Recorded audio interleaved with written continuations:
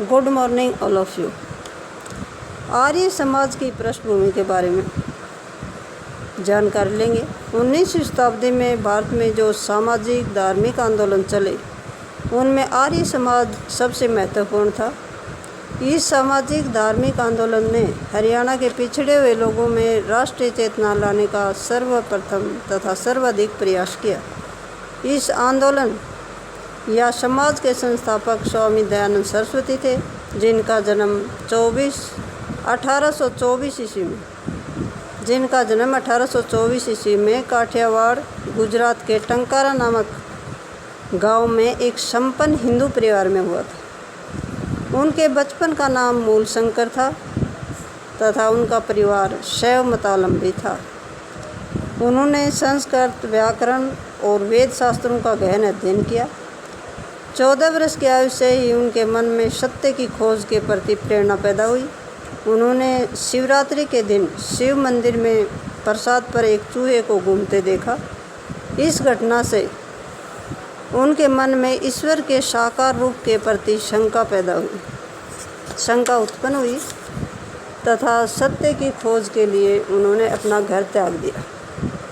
उन्होंने समाज में फैले आडंबरों तथा अंधविश्वासों को समाप्त करने के लिए 10 अप्रैल 1875 ईस्वी को बम्बई में आर्य समाज की स्थापना की।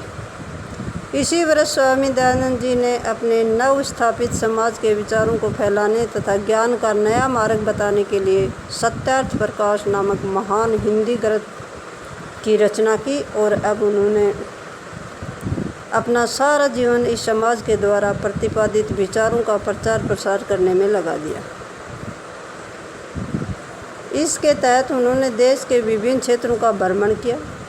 इसी भ्रमण प्रक्रिया के अंतर्गत स्वामी दयानंद जी ने 1880 में हरियाणा के रेवाड़ी नामक स्थान पर भी पधारे।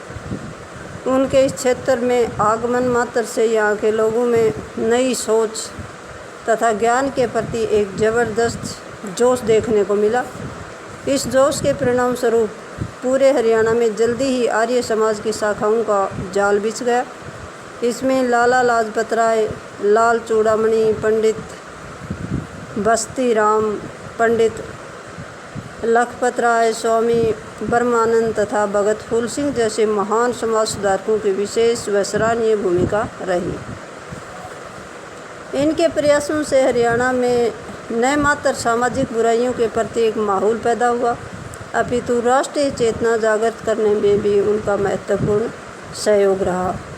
सामाजिक धार्मिक सुधारों के साथ आर्य समाज ने शिक्षा के महत्व को समझाते हुए इस पिछड़े क्षेत्र में शैक्षणिक संस्थाओं की एक श्रृंखला स्थापित कर दी और हरियाणा के समाज को आडंबर व अंधविश्वास रहित बनाने के लिए स्वामी दयानंद तथा उनके द्वारा स्थापित आर्य समाज की भूमिका को नकारा नहीं जा सकता।